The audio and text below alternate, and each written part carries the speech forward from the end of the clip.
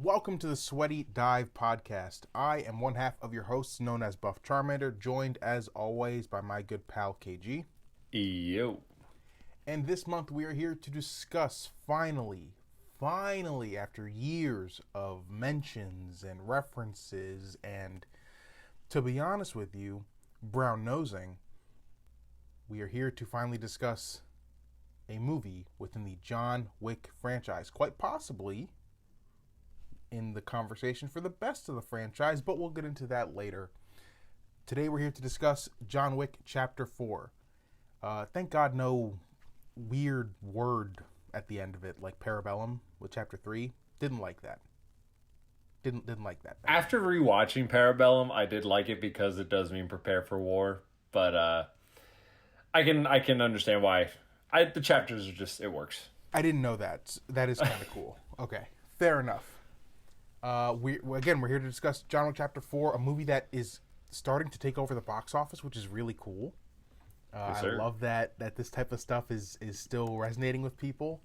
KG, why don't you start off for us, giving us your... Man, you know what? It's tricky with this one because we've wanted to talk about John Wick's for so long.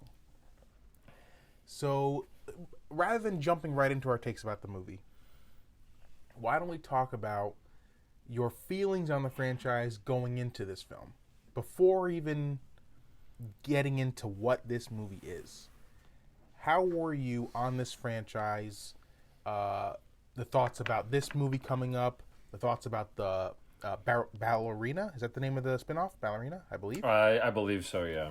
As well as the Continental, which is going to be the prequel series. And those are two separate entities, correct? Yes. Okay. One is a movie, one is going to be a series. All right, so let's just get it started. So first one comes out in 2014, and honestly, I saw the trailer and I thought it was hot shit. Personally, the trailer I think was either cut together poorly or it just looked very B-C movie, straight to VOD. It was actually supposed to go straight to VOD prior to like a month before its release, and then Lionsgate picked it up. Yeah, a little research I found out in the interwebs there. It was supposed to just be straight to video, like whatever, passing along, but thank God it wasn't. Didn't see it in theaters. Again, had no interest. And my college roommate actually got it on DVD as a gift from his ex-girlfriend. She sucked. And when he watched it, he was like, this is actually a pretty good action movie. You'd like it. And I was like, I don't know, it looked kind of corny, like whatever. So got some beers, we're sitting on the couch, and we're like 20 minutes in, and it's the scene where the first group of goons are coming to his house after they tried to get his car, and he was like, no, it's not for sale. And he gets the shit kicked out of him. I'm like, damn, all right, like this is getting a little crazy here. And then as it picks up, and then like they get back to the house, and now he's John Wicked up when he breaks through the floor the first time. I'm like, this is like a lot of cheese, but I'm kind of into it. But then when you see the first action set piece, I was hooked. And the reason it hooked me was because unlike, I guess I'd say one of my top action franchises is the Terminator, but honestly after T2 it just kind of takes a huge nosedive. Those have cool like explosions and set pieces, and Arnold's like great 80s, 90s action like star. But this movie does such a good job, and all of these films do such a good job of just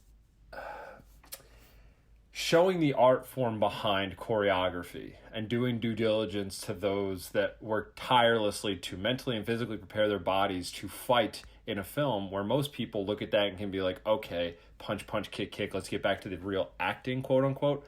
These movies are all about the acting of fighting and how to portray it realistically, poetically, artistically on screen.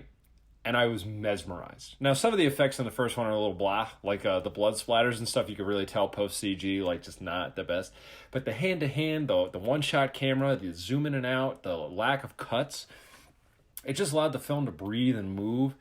And it's so like entrancing. Even people that don't necessarily enjoy huge shoot 'em up like bloody films, and honestly, as the films go, they get more gun oriented. I'd say the first one is the most like true to hand fighting. Personally, there's hand-to-hand fighting obviously in all of the films, but I feel as though as they progress, it's just like more weapons, more everything. But it's just so mesmerizing. You're like, I can't believe these guys got it down to a science like this. And Keanu, for the most part, and you can correct me if I'm wrong, I believe he does almost all of his own work, minus like big jumps or falls or something. So for him now at age 59 to put himself through the ringer to physically prepare for these roles, and when they practice, I was just telling you before off mic, I was listening to the interview with the director Stahelski. They do like weeks and months of prep, and they have the cameramen watching the practices, they have the costume designers watching the practices, because he wants the everyone on set to understand how this is going to be choreographed, how it's going to work, the clothing they're going to need to make this work, the action shots and where the cameramen are going to have to be to make this all work. And I didn't even know that most directors don't see action set pieces till the day of the shooting, which is insane to me. And I truly did not understand that. So to see what I see on screen and to hear the months, honestly, years of prep that they put into this, when you see it on screen, it's something that just needs to be just taken in and really appreciated, because it's honestly a work of art. 1 through 4. In all their own ways, they're just masterful works of art. I mean, John Wick 1 is kind of what yeah, it's kind of what Insidious was to the horror genre. That is what John Wick is to action movies in Western cinema, in my opinion. Where it kind of comes along at this time where there's a bit of a lull. People aren't really into what's going on in the genre at that moment. With Insidious, you look back at horror prior to Insidious, the kind of that point of horror was the like gore and torture era, where it was just nonstop like body horror, just really grotesque stuff that isn't for everyone. And when I say grotesque stuff, if that's your jam, fair play to you. It's just not for everyone. And I think that Insidious gave that genre a bit of a reset and said, oh, wait, no, hold on. We can do this now. And it's really successful. And it kind of gives us this whole new avenue. Basically ushered in the haunted house era. Or the something's wrong with the house era, as I believe Bill Simmons has once quoted. With John Wick and action movies, prior to that, I can't remember anything really stand out from that like 2013 to, gosh, I mean, the mid 2000s era of action just doesn't really feel that remarkable to me. Can you think of anything that really stands out outside of a superhero movie? Well, not the best comparison, but like Rush Hour, I guess, is a good way for like Jackie Chan style of fighting, which is very one shot, like artistic, not a lot of cuts, a lot of big wide zooms, let everybody see what's going on. At least for me, like Rush Hour 1, 2, 3 were classics. But I guess Taken in 2008. But as the Taken films got on, it became more intense. And I think Taken 3, I don't even know the titles, but there's a scene where he's trying to fight a guy in a car, and it was so cutty and like choppy, I had to turn it off because I got sick. It was like, I get Liam Neeson's too old for this. You're trying to do something creative. There's something cool in here, but it is edited so poorly that I physically had to look away. That's probably one of the 3 movies in my entire life I had to look down because I could not keep watching the screen. And that matters. I mean, but that's the thing with these movies. You had these. I believe the director of John Wick 1, is it the same one for John Wick Chapter 4? Yeah, he's directed all of them. Yeah. Wasn't he a former stuntman himself, or was he? He was, if I'm correct, he was the former stuntman for. He has been a stunt coordinator, but he was also the stuntman for Keanu Reeves in the first Matrix. It was like him and another guy, which is telling, just because of how much he understands the art form that is stunt work. You had this guy who understands action and the artistry of filming action, coming in and kind of giving the genre of action movies a jolt of lightning that it needed. At that point in time, 2014 is like starting the peak of superhero movies dominating the box office and dominating action movies, where for the rest of the decade, really, it was those movies, and then like John Wick came along, was really successful. You had Mad Max Fury Road, which was really successful. Like you were mentioning, Liam Neeson had a couple of things here and there that were pretty successful. But outside of that, it was really hard to get an action movie. And like the Fast and Furious movies, I guess, they were doing well. But I don't even know if I call those action movies or if I call them like car movies. I don't know what those even categorize as, but whatever. But John Wick was a standout, and I think it was really important to see really cool filmmaking done in just something that was about fighting. It gave me the same feeling as an adult that I had as a kid watching stuff like Dragon Ball Z, where it's like, oh, there's action, there's storytelling through the action here. These characters are communicating through their fists. This is really cool. John Wick Chapter 1 I didn't see in theaters, much like yourself, and much like I feel like a lot of people didn't give the first one a chance at first. Those, again, you didn't see the trailers till a month out of the movie. I was watching John Wick 1? For John Wick 1. I think I actually saw it on Apple trailers. Oh, wow. Well, that was like prime real estate to get your trailers, and I was like, this just looks so cheese. Like, this looks like a typical, dare I say it, like Steven Seagal, straight to VOD, ridiculous title, move on, never watch it. Back in the day with AMC Movie Talk, as it was known at that time, I remember like John Campea and his crew watching the trailer and thinking, oh gosh, Keanu's doing this type of stuff now? What a fall from grace. And boy, were we all wrong. I think it's just really cool that this movie kind of almost became a legacy redefining role for this guy who seemed almost like he was getting long in the tooth for action, but was still doing his thing. I don't know. And then, so once I watched Chapter 1, I then went, I think, back to back, watched Chapter 2. I don't think I had watched the movies. I didn't watch any of the movies in theaters until Parabellum. Did you watch Chapter 2 really? In the theater? You know, long pause there. I'm trying to think. I think I might be in the same boat as you, because I remember distinctly seeing Chapter 3 with my sister and brother-in-law and awing at the opening. So I think I might have missed Chapter 2. Oh, really? I was in, because I was in college at that time. I had no money. So even it was like a 6-pack of beer, am I going to movies? What do we got to get here? But yeah, I distinctly remember seeing Chapter 3 in the theater, because the opening scene to this day is still one of my favorite openings for any of the John Wicks ever. When they get into like the ancient weapons artifacts museum in that weird part of New York, and they have the crazy knife fight. They just keep breaking open the different displays to get the knives, and they're throwing at each other. He fights Boban in the very first scene. Yes. I was like, this is amazing. Awesome. With a book. Yeah, right? What a way to go. Yeah, I know. Okay. And going into Chapter 3, I was like, these are really good. I don't know where you go from here. He's got the whole, at the end of Chapter 2. Oh, by the way, we go into spoilers on this pod in case for all 4. Yeah, we're going full, especially 4. So if you haven't seen it, go watch the movie. Seriously, don't listen to this until you watch it. You won't regret that decision. And then come back and listen to the pod. So Chapter 1 is a very almost standalone story. And one thing that people praise these movies for a lot is the world building. They do so much, and I think it's really cool when you can communicate a world in the past tense and it still works. Like so many movies, especially the first entry in what becomes a franchise, involves like the starting from the ground up with something happening. What's really cool is with something like John Wick, or even with something like Star Wars, which I for those listening, I call A New Hope Star Wars, because that was the original title of the movie, which is called Star Wars. A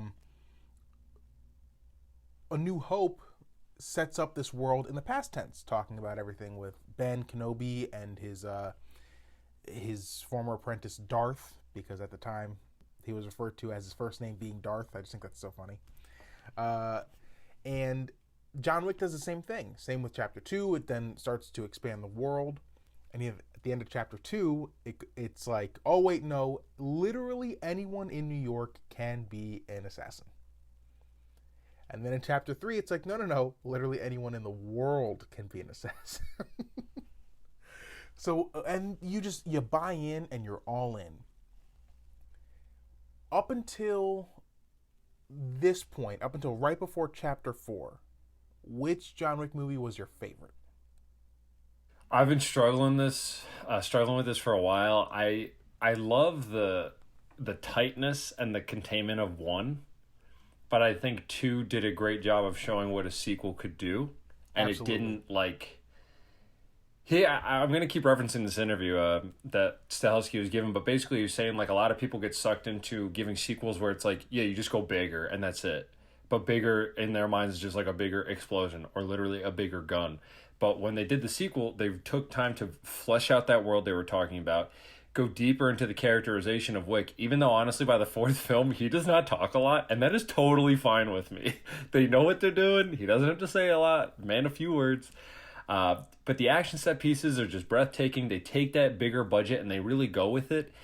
I can't confirm how much they did on location, but I feel like they really try to get to certain areas around the globe to film. Obviously, doing certain things on like stage sets and whatever. But the movies look good, and they look better throughout each one. Like my favorite shot in Chapter 4, piggybacking a little here, is just when the film starts and he's in the Osaka Continental, and it's the blossom tree in the background with the red over him. Ooh. It stayed a little too long, but I knew what they were doing. And I was like, little Ghost of Tsushima vibes right here. Like, I really like this. But I would say probably if I had to, I'd have to go 2, but 1's like right there. I would agree. And that's, it almost sounds like we're not giving 3 any credit. 3 is awesome. It's 3 has my favorite opening. The rest of it, though, I would say it almost goes a little off the rails a little bit. Mm-hmm. And it's still good, but it's not as done with as much precision as 1 or 2, in my opinion. Chapter 2 has my favorite character moment in a John Wick movie before this film. And it's with, I'm forgetting her name, but when he has to fulfill his mark, and he goes to assassinate the woman, but she says, I'll go out my own way. She slits her wrists. And in the John Wick franchise, a lot of people are Catholic. So, and John Wick is in a very cool way, seemingly like a bit agnostic or even atheist. And he knows this woman's faith, and to him, he doesn't know if he's right or wrong. So in order to stop her from going to hell for committing suicide, he makes sure he shoots her in the head so that she doesn't go to hell if he's wrong. I think that's such a cool moment. And none of it's spoken. He just does it on his own. And if you think about it, you get it. But if not, then you can just say to yourself, oh, he's fulfilling his mark. He shot the bullet, so that means he did it. But I think that if you look into it and you think about that, that's such a cool moment. Showing like, no, there's a good guy in there. People are wrong about him. He is partially good. He still has something to him. There's still humanity in there. It's what caused him to steal a dog for himself. I mean, he's still a person, still a human. So yeah, Chapter 2 was my favorite prior to this one, even though I love Chapter 1. And I really enjoyed Chapter 3. Now let's get into Chapter 4, shall we? Yeah, let's do it. Were you nervous at all going into this one? No, honestly, no. It's one of the few franchises that I had zero qualms, like zero nerves, because they have only delivered every time. And the only thing that I'm expecting is great action set pieces. So in the event the acting is not the best or the story gets a little all over the place, like I guess biggest fear is that they take their world building and either it implodes on itself because they do too much, or it stagnates and doesn't move. But as long as they delivered high octane, beautiful looking action set pieces, I was fine. And then when I saw the reviews before we went, I didn't read anything, but I saw just like titles and numbers. I was jazzed up. But I was really not nervous. I was happy about that because we've seen some stinkers lately, and I was just happy that something finally delivered. I feel like the last couple pods have been a little depressing, right? Yeah, they've been down. I mean, you guys saw Creed. We didn't do Creed. You gave it high remarks. I still need to see Creed. True. But yeah, coming off Quantumania, I needed something good in the theater. Yeah, for sure. And I think it's safe to say that we both thought it delivered, no? Yeah, I mean, are we going in general thoughts? How do we... Let's go general thoughts. Give them to me. I think the movie was amazing, but too long. Oh, but I you think felt it was, that. Okay. So I felt the runtime, but I think because they might look at this as the end-all, be-all. So, I mean, we already said spoilers. John Wick is quote-unquote dead. I don't believe he's dead. I think they just killed him off so that he is like a ghost again. And if they ever do anything, he can come back. Unless I see a body in a coffin, they're not dead. He could be dead, who knows? But I think they wanted to do every possible thing they ever thought they could do with this film in the event they decided to hang it up. Because like I said, he was 59 making this film. And like, no shots to Tom Cruise, who is still my mortal enemy. Mission Impossible is no easy film to make. And while his stuff is high octane, jumping off of bridges and helicarriers and whatever the heck he does, I almost think what Keanu's doing is harder because you're physically taking your body through this ringer months and months and months with countless practices and injuries and mistakes, and then you have to do it right the first time on set, and if you screw up, what happens? And you got to do it all over again. And that's a lot. Like, my shoulders hurt if I sit the wrong way too long. So I can't even imagine what this guy has to go through. But yeah, general thoughts, amazing, a little too long. I can divulge later, but still amazing. Okay, so I'm going to get into right now so I'll get, first of all, primary thoughts. I loved it. I thought it was excellent. I think this movie cements it as, here's my take, not just the best action franchise of the 21st century, but an all-time movie franchise. Just one of the greats ever. I don't know where I would have it ranked. I haven't seen all of the movie franchises ever. But I don't think anything in the 21st century, in terms of just starring a single character and it being his story, because you could say the Marvel franchise, that's not fair.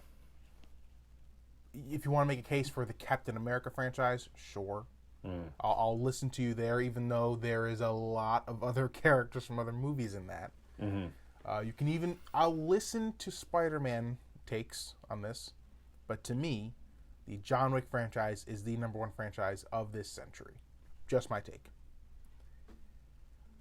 I think that this movie is maybe the best of the franchise, and I think there's so many reasons for that.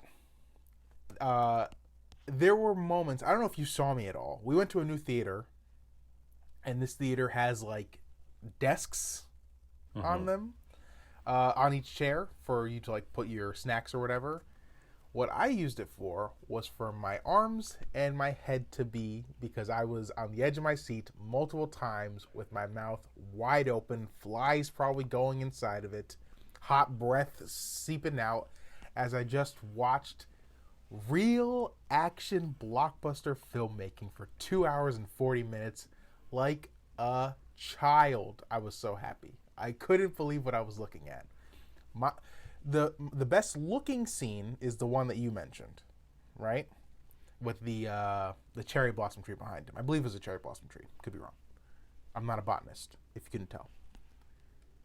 But I think the best, my favorite scene, dude, that scene in the stairwell where he has the exploding, the flamethrower gun. Yeah, that was like Dragon's Breath. Now, what specific part was your favorite? Because I had one specific part.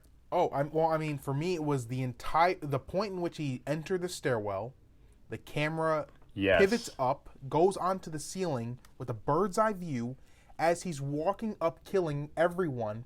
One take, it seemed, going up and around, the camera follows him. The choreography, the way in which characters would get hit with it, leave frame, come back into frame, still taking damage from the gun, and then him executing them, felt like a stage play. I couldn't believe it. It was phenomenal. When he shot the stove and lit the guy, like exploded the guy, I couldn't stop laughing. And it sounds bad when I laugh at these things, but when I'm excited, I just giggle like a little child. I giggled a lot in this movie. But when they did the overshot, you were like 4 people away from me, but I audibly said, Jesus fucking Christ. Like, this is art. This is amazing. And to some people, it might seem pretentious. I've heard that through, I know. People got to clown on everything. But I thought that was like the height of the franchise. I thought it was ingenious because when you really break it down, it's like how many different ways can they film this guy fighting and doing different things. And I think in this movie they added in a lot of new things. One of my favorites was they're going around that big circle in Paris and he's driving his car around the guys, and I guess movie magic, they speed the film up to make it look faster, but he's shooting everybody while driving the car, going in circles around the group of enemies. I thought that was so stylish. But that shot, it reminded me of like over the head old school video games, kind of like Drop Down, where You do it a lot on the iPhone where like you're moving the guy around and you see everything from the bird's eye view and they're just like shooting and moving and you're like, oh, how could they make this a movie? But it looked beautiful. It was, and how it would transition from bird's eye down to ground level, back to bird's eye. It was like you're on a roller coaster that doesn't make you sick. That's the thing. I didn't get queasy at all seeing No, it was moved so eloquently. It wasn't too fast. And there's definitely edits in there. They just movie magic it to make it look seamless. But it is not chopped where you are looking and then you lose what you were watching. And when it started to rise up, I'm like, oh, like what are they doing here? Like how high are we gonna go? And then I'm like, they built the whole thing without a roof. This is crazy. So good. Oh my god. It's nuts, man. It's my favorite shot in an action movie in forever. And this is something. It's like, how can the Academy recognize this? Like, what Right. other film you're gonna see this year is gonna have this type of camera work? You know. Should they have a best action set piece award? I mean, maybe if you take out the word action, you say best set piece to make it more encompassing. I totally support that. But a lot of these, particularly a well-made action film, I think those are harder to make than some dramas. Now, to get two people in a room to act out and have everybody feel that's a pod for another day. But I think that these people definitely deserve to be recognized for the months and months of prep they do. And if you screw up one time, you have to reset the whole entire thing. You got to plot out how and when you're going to move that up seamlessly and then transition from a horizontal view down to like that bird's eye hang. That's crazy to me. Crazy. Oh, so good. It was enthralling. It was genuinely enthralling. Yeah, I mean that moment and your reaction. I try to not like vocalize my emotion during a movie, but I couldn't help it. I said out loud to myself. I said, I can't believe they're doing this. Like I couldn't believe it. It's a shot that even if you don't like action movies, you don't care for the John Wick stuff, whatever, you could just recognize and be like, that was pretty cool. The way they did that was interesting. You know? Like, Yeah. anyone can agree that that was artistic.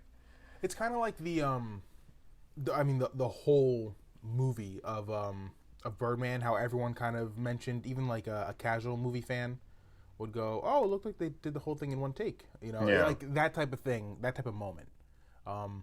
Or in Citizen Kane, like feeding the camera through the gates. You know, like that type of shot. People go, "Oh, I wonder how they did that. That's pretty cool." That's what this was. What this type of moment had, and it happening in a blockbuster just kind of makes it cool. Was this the funniest movie of the franchise for you, or did you not find it funny? You might not have. I'm sorry No, to I presume. thought it was. I definitely laughed, but I laughed at like. There's like a lot of physical comedy in there.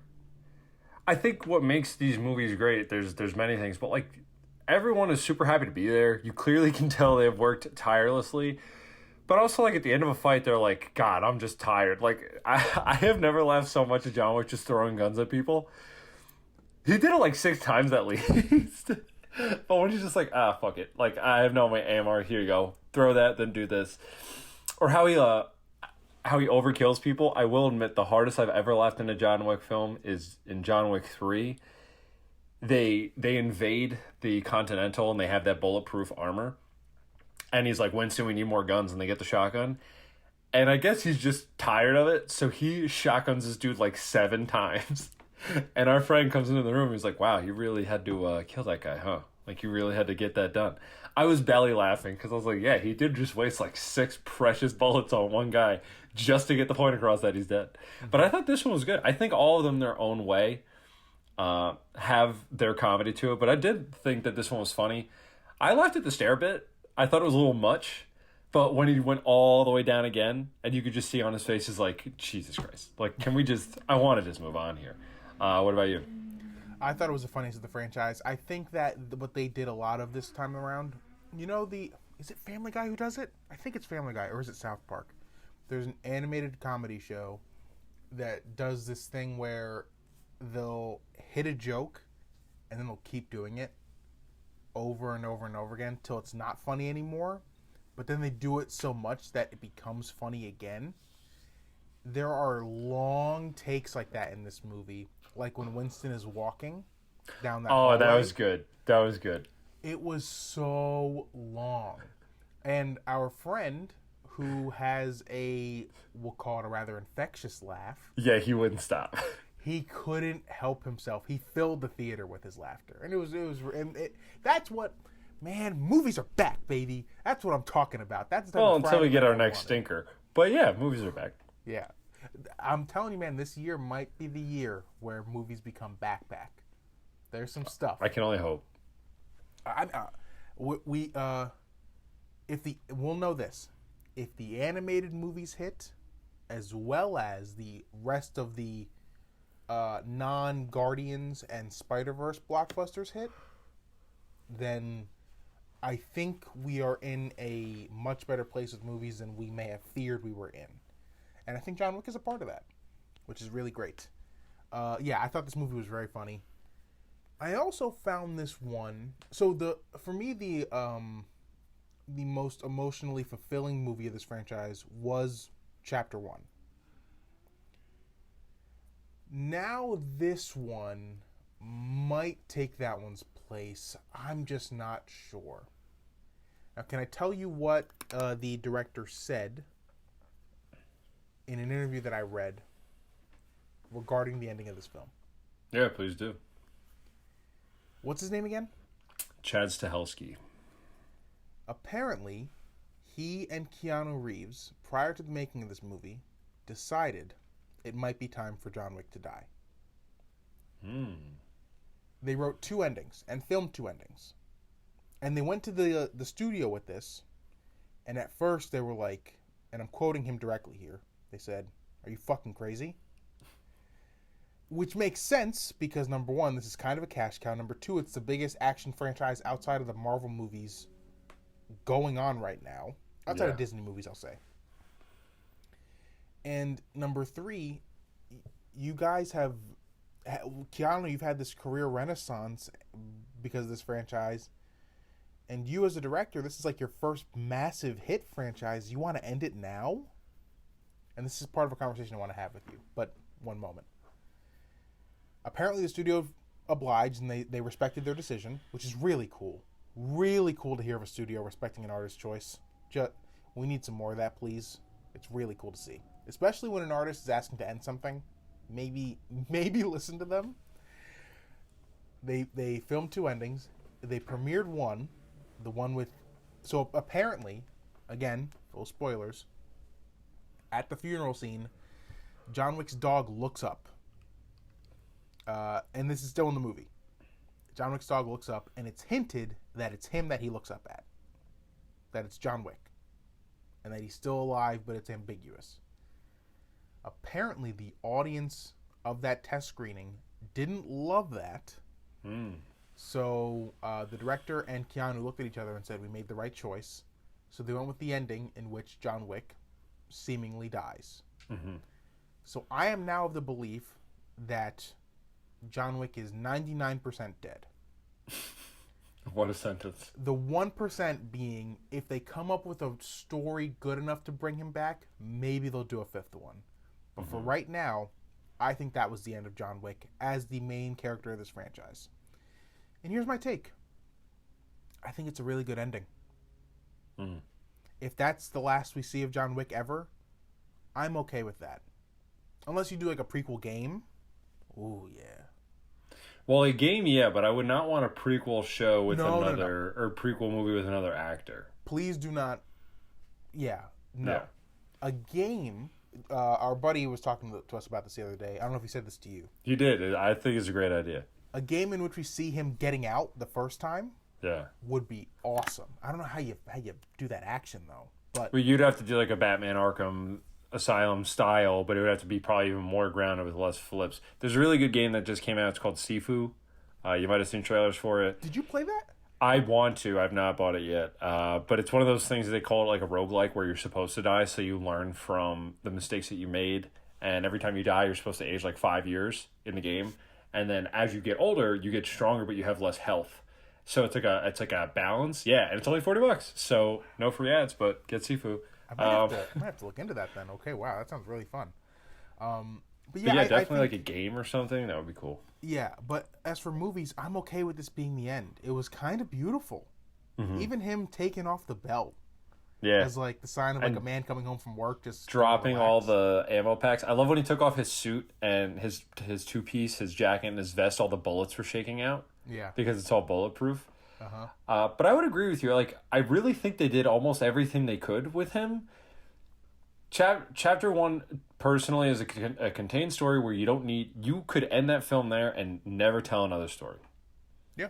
Chapter 2 ends where you want more, but if they stop it, cool ending. That's him running away in the rain because Winston gives him, I believe, the hour. And I thought that ending was cool. And I think by that point, they basically knew, like, we're going to make a third. But that left me wanting more. Like, at the end of chapter 1, I was like, if they make another movie, that's cool. But if they don't, like, I think this was a great one shot. Like, hopefully they make some money back. People get to see this. Because I certainly didn't wait. I didn't watch it till it was on TV. But then by chapter 3, I was like, we need a final story. Yeah. You know, like, you get thrown off the roof. You totally should be dead. You're not. And then the Bowery can't get you. Like, I need to know what happens from there. Yeah, I think for me, at the end of chapter 2, I went, no, I need to see what happens here. That was an incredible ending. Chapter 3 does a lot of things that chapter 2 does, but just not as well executed. At the end of chapter 3, I'm like, I do want to see what he's going to do next here. Mm-hmm. And then going into this movie, I was like, wait, we're at number 4. How many more are they going to do? And then we come to the end of this, and you listen to what they're saying throughout this movie and what's happening throughout this movie. And I'm thinking to myself, man, I don't know if he's coming out of this one. Or if he is, I think he's done. Mm.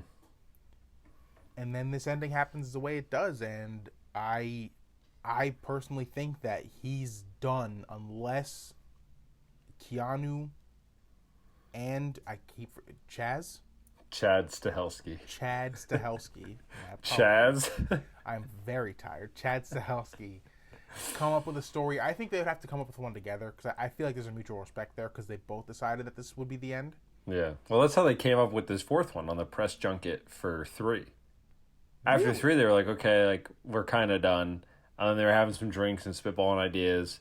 And basically, they were just like, okay, like, we can run this back one more time, whatever. Like, there's enough story. But I think, and this will probably go to a larger conversation, I think they did enough. And they don't need to overstay their welcome. That's the thing. I think that knowing when to end something is an art form of itself. There is a lot of conversation about a show that you and I really enjoy right now online. The show You on Netflix, starring Penn Badgley, about if they should have ended it last season, season 3, or if their actions in season 3 caused them to have to end the show earlier than maybe they should have, or they would have to have. And I came out of season 4, and I did not finish. Okay, good. I'm not going to spoil anything for you. I got about 2 left, so thank you for that. It's the one thing we can't spoil today. Yeah, the only spoiler for that show is that there is going to be another season, which they've announced. Yeah, I don't know how the hell they're going to end season 4. You won't know until it happens. You will be shocked. I was shocked with the one twist, 3 episodes left. Oh, so you're in episode 8? 8, I guess if there's 10. Yeah. He has now basically had his whole break.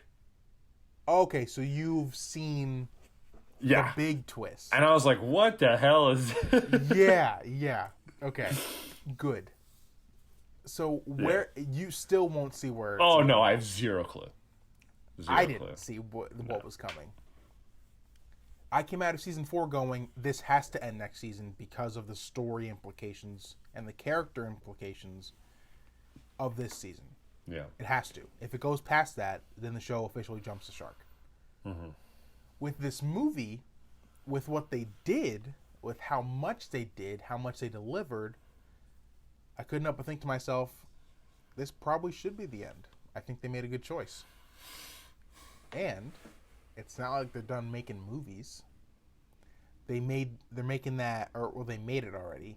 There's a movie about a gold miner Dude, that killing looks so. Nazis.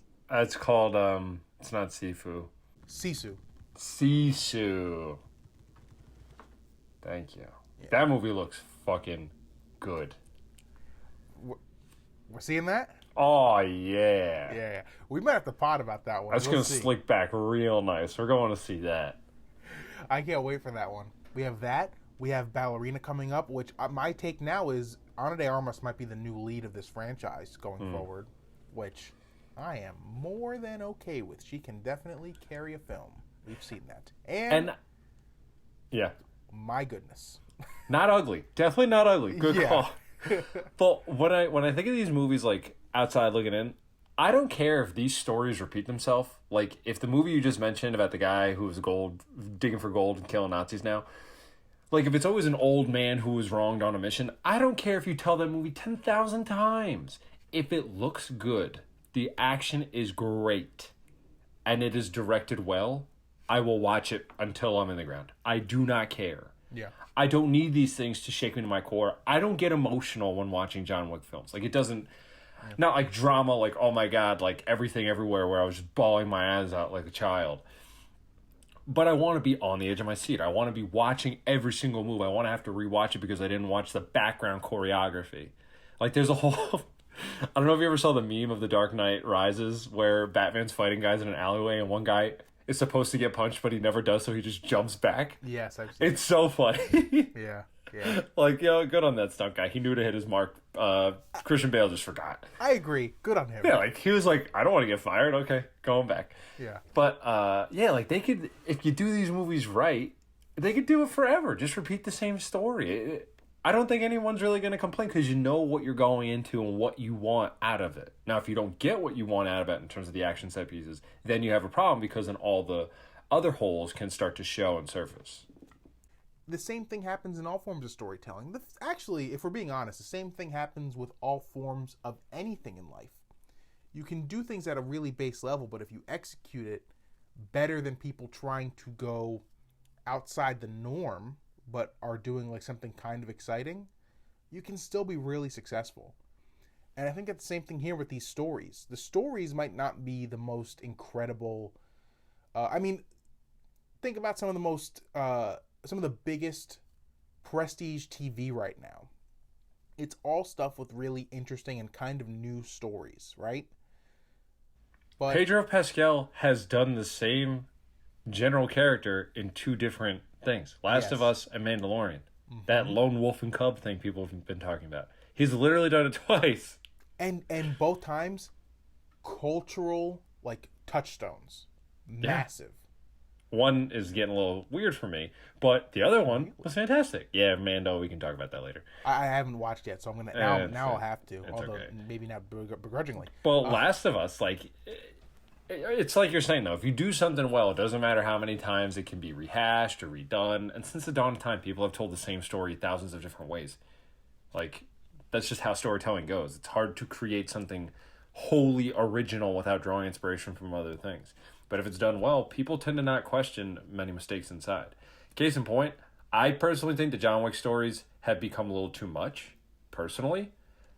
That's why I love the containment of the first one, where it was like, I like the globetrotting and I love the inclusion of other Eastern actors. Like Donnie Yen is prominent in this one. If you ever saw the Ip Man movies, some people say IP Man, but I don't believe that's the correct way to say it. It's Ip I have Man. not seen them. Should I? So they're great. It's like John Wick, but it's like the OG John Wick. But I think Chad and Keanu like recognize these phenomenal Eastern stars that created this form of art that were not necessarily recognized in the West because they didn't have the name or the prowess. Sure. And they put them on stage for that, and they gave them their time to shine in the movie, and I loved that. I want to see this. Watching John Wick 2 inspired me to watch The Raid, which is one of the best action movies I've ever seen. I'd never heard of it before. And I felt weird not knowing because I was like, I pride myself on movies. But it was a Eastern-made film. It wasn't really, like, in the West. The only way you found is if you were, like, looking up those kung fu type of movies. And it's fucking amazing. But a lot of the stuff you see in The Raid, and two of the prominent stars in The Raid are in John Wick 3, because Keanu and the director realized that these people need to be put on. because they helped us create this. Without them, we would not have been able to make this. So I think it's so cool that by the fourth film, even by the second film, but by the fourth, you really see all the cultural relevance that they took and appreciated and now are representing and sharing to other people. Like, this isn't just something we can fanboy, we all can fanboy about, which I think is really cool. Pretty diverse cast and crew within the last two John Wick movies, actually. Yeah. Now, going back to my original point, I think the story gets a little, like, too wild. And while the globetrotting is cool and it's cool to incorporate everybody, I liked the first one has a special place for me because it's such a simple premise. Retired hitman, loses his dog, goes on a revenge path, movie's over. Yeah. Now, while I like, I really should say, while I love the idea of the Continental, how it works, how everyone can be an assassin, I think it's genius the way they portray it, honestly. Like, truly, I think it's one of the best world buildings I've ever seen. By number 4, I'm like, I think we're good. we have hit it all. And it's becoming a little too much. And I hope with the shows, it becomes a little more centered on, like, if it's doing the Continental, it's not trying to get 7 different things involved.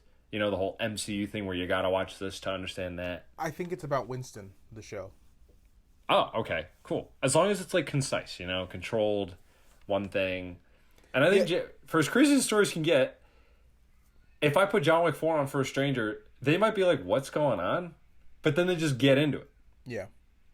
Well, so I'll say this. I think that the Continental is going to be, it's a prequel about Winston, I believe, starting the New York Continental. Oh, okay. So I think it is going to be kind of a contained story in and of itself. And then I would imagine Ballerina is just going to be following Ana de Armas' character, who I don't think we have a name for yet. This movie, what it does a really cool job of is it makes, for me I should say, and I kind of want to, this will be a bit of a transition into Keanu in this role discussion. What it does a great job of is for me, it introduced all these different characters into the movie that I wouldn't mind seeing going forward. We had Kane, played by Donnie Yen. We had Mr. Nobody, who is labeled as the tracker on IMDb. I have a take on him, but continue. Played by Shamir Anderson. By the way, very massive and sad RIP to Lance Reddick. Just fucking tragic that happened. Did you feel kind of weird when he died in the movie? Very weird. I was a little taken aback. But then I was thinking about it theatrically. I don't know what else they could have done, like, in the scene. Well, dude, because he's clearly not in the movie. He passed away 2 weeks ago. Oh, I know. And so, it's like they have released it. I don't think it's wrong. I don't know. The way they filmed the movie is the way they filmed the movie. I was jarred, if that's the right word to say. Because of the real life implications of him actually being gone. Seeing him die on screen was really rough. It didn't take me out of the movie entirely, but for the moment that it happened, I went, "Oh my gosh!" And then I couldn't help but think about real life for a second. Yeah, I was like, "Whoa, this is a lot." Yeah, that sucks. This really sucks. I think he is in the show as well, I believe. A younger version of him is in the show. Oh, so might not be him? I think it's younger Winston and younger. His character name escapes me, but also younger Lance Reddick. Charon, I believe is his name. Yeah. Karen or Charon? I think Charon. Shamir Anderson is Mr. Nobody. We have Akira, who is maybe a big character going forward, possibly. She's played by a woman named Rina. I want to try and not butcher her name, but I probably am going to. Sawayama, who might be going on a Kill Bill style revenge tour in a future movie. Who knows? Against our buddy Kane. And then we had Bill Skarsgård sneakily cementing himself as like this decade's villain guy. Like, oh, that guy's in the movie, he's gonna be either a bad guy or we're gonna think he's a bad guy. Kind of like he was in Barbarian, where it's like, oh, he's definitely gonna be a bad guy, right? Oh, he's not. Okay. Oh, that was a good way to use a subversive tactic. He's awesome. I don't know if he's the best villain in the franchise, but he's definitely the one who I wanted to see die the most. Yeah, he sucked. Right? Like, you wanted to see him just get killed. Yeah, he's a real POS. It's just something about seeing character's name is Marquise, by the way. Something about seeing a rich evil guy get killed. So satisfying. It's so satisfying in an action movie. Especially when he did nothing the whole movie. Like himself, I should say. Like, he is clearly puppeteering everything, and he is chewing that screen up amazingly. Yes. But he is, like, making everyone do his work for him. Mm-hmm. Yep, for sure. It was so fulfilling when he wanted to get the final shot in because he's a greedy bastard and then he dies. It was so good. So good. And the fact that it was like there were 3 people at play there. John playing dead. Well, not playing dead, but like laying back and letting him come up and take the gun. Winston distracting him for a second. Just so good. So good. Loved it. Loved it so much. But it makes me think to myself, like, would I mind if Mr. Nobody was a character going forward in this universe? Not at all. Would I mind following Kane for a bit? Not at all. Akira? Absolutely. I think that's one of the cool things about this movie. And the reason for that I'll get into after this, but I want to hear your take that you had when I was mentioning these characters, specifically Mr. Nobody. What were you going to say? I think his character is a massive waste if they don't make another... If they don't use him in something, he literally could have been taken out of the movie. I did not like the opening of the movie, and I did not like his character in the film. I thought his dog was cool. I thought his gun was very cool. But he had this very enticing notebook that, to me, led nowhere. I felt like he had a lot of information. Either he was, like, idolizing John Wick, studying John Wick. Maybe he, like, I don't know if you noticed this, but he had a page in there that was like 18, 20, 35, 40, 50. And it was the millions. And I thought he was trying to get John Wick's body, his bounty up to 50 million. And eventually got to 40 and never got to 50. You then see why John is saved by him, because John saves his dog. Yeah. Everything comes full circle. But I was honestly disappointed with the way he was handled, because he felt like a character that if you took out of the film, personally, not one thing is different. So they could have bigger plans for him. I feel like with a movie made with such care, there's no way they just put this dude in there. There has to be something coming or brewing, either in the show, a TV show, or a movie or something. But I was very unfulfilled by his character, and I was upset by that, personally. I do hear you. I enjoyed his performance, and I liked the moment of the dog saving. I did like that a lot. And then the dog saving John. Mm-hmm. Really cool. Again, full circle moment. But I do definitely get where you're coming from. Did Kane work for you, though? I thought Kane was cool.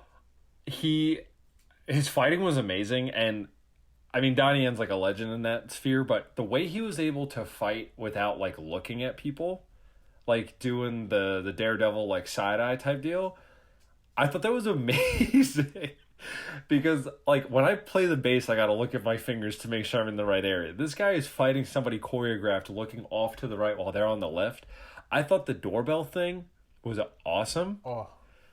Now, full transparency, I don't totally understand how he's the best guy to fight John Wick, because if John just didn't pull the trigger or didn't move glass, he kind of thought he was dead. Like, there's flaws there, and I'm happy they didn't do that Daredevil, like, I have the sixth sense where I can see everything. Like, clearly he's just honed his skills. I am super curious, though. Overall, I think he was fucking awesome. He kicked ass. I love the way he fought. It was amazing. And that doorbell scene was, like, it has to be a top 3 scene. I thought that was ingenious the way they did that. But when he said, I gave my eyes instead of I got them taken, I was so curious, like, how, why, how are you still fighting? What? So my theory is that I guess he gave up his eyes to get out of the game. Mm-hmm. Still had all his ability, and then they were like, we're just going to keep you on retainer, basically, because we know you have a kid.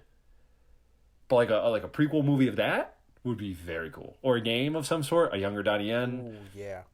Something, because that, to me, is a very intriguing story. For sure. Maybe he had a...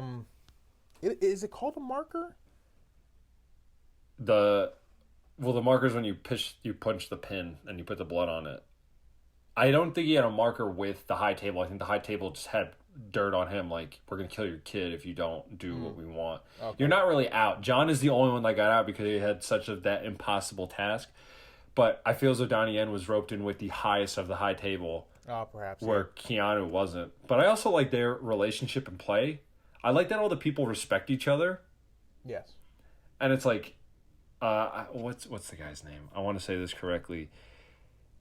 Hiroki Sanada. He played Shimazu, the owner of the Osaka Continental. Like, when they had to fight each other.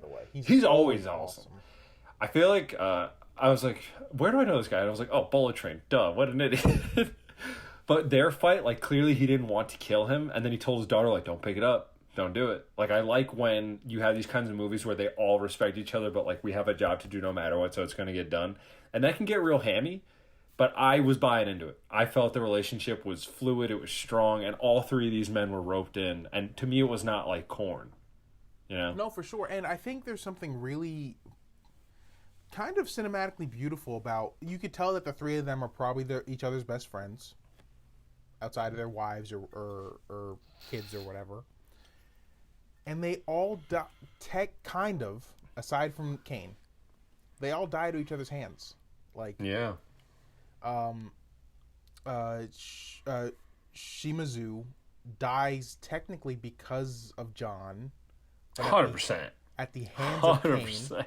And Kane is telling him, stop. Yeah. Just stop. Go. And he won't. And he doesn't want to, but he kills him. He tries to leave him. Wounded, but leaves him. And then, you know, out of respect for his best friend's daughter, he doesn't want his daughter killed, so he's not going to kill someone else's kid. Again, like you said, he tells her, don't do it. Put it down. John dies at the hands of Kane, too. It's those are the bullet wounds. Now, it's or not, so we think. Or so it seems, yes. It's not... Kane doesn't want to. He has to. Mm-hmm. I just think that stuff is so awesome. And it's a fitting way, if John is to be dead, to go out. Because for the Baba Yaga, for the guy who can survive anything, to go out through one of his closest friends in such a poetic way, I think that's done very well. Because it's hard to kill off, or so we think, a character that is, like, unkillable, you know? It's hard to give a satisfying ending to everyone. Yeah, for sure. It's why, I mean, spoilers kind of, for the new Halloween movie, there's no satisfying end for, like, a Michael Myers character. Which isn't. Yeah. It's hard. Can we finish the pod on a little bit of Keanu talk? Oh, please, yeah. I think that this movie succeeds so well, character-wise, because of him. I think he's borderline performing a flat character arc in that he doesn't totally change really throughout the movie, but he gives this really baseline level performance where he carries the movie on his back, but he's not overdoing anything. He's being very subtle and allowing everyone else around him to go to like a 10 or an 8 while he's cruising at a 6. And I just think that he's one of the biggest movie stars that we have right now. Maybe the biggest action star we have currently, aside from Tom Cruise. To allow that to be the case in your own movie, especially in the last one, I think that says a lot about his understanding of character and his understanding of his skill as a performer. I just thought it was awesome. Any Keanu thoughts? No, I'd agree. I left the theater thinking, and I thought I was like thinking of it wrong, but then I did some more research and listened to a few other pods, and I was right. This is the movie he speaks the least in. There are long stretches where he does not talk, or he just goes, yeah. I'm like, let's go. The guy has basically said, if you think about it throughout the 4 movies, he has said what he wanted, and it's now to a point where I have said everything I could. Now I'm just going to do what I have to do to get what I want. And it's cool to see a character actually deliver on, I've done the talking, now it's time for the fighting. And I'm going to do what I'm good at. And it's great to surround him with charismatic, over-the-top people, because it fills out and like fleshes out the world. It's like a hyper-realized, hyper-stylized thing. it's so smart to surround him with those people. And I have a very strong feeling that he is a huge advocate for that. I've only heard good things about him. I'm sure he's just as genuine as he sounds. But I'm sure he's also very smart. And he's like, we could probably get this guy to do all this talking and this guy to do this. And I just kind of do my thing. And now it's kind of like I'm a silent samurai just on my mission, going to do what I need to do. So I think he's so good in these movies. But especially by the fourth, I actually found myself like hanging on every word because he talks so little that when he would deliver that, yeah. I'm like, let's go. What do we get into right now? Absolutely. And to...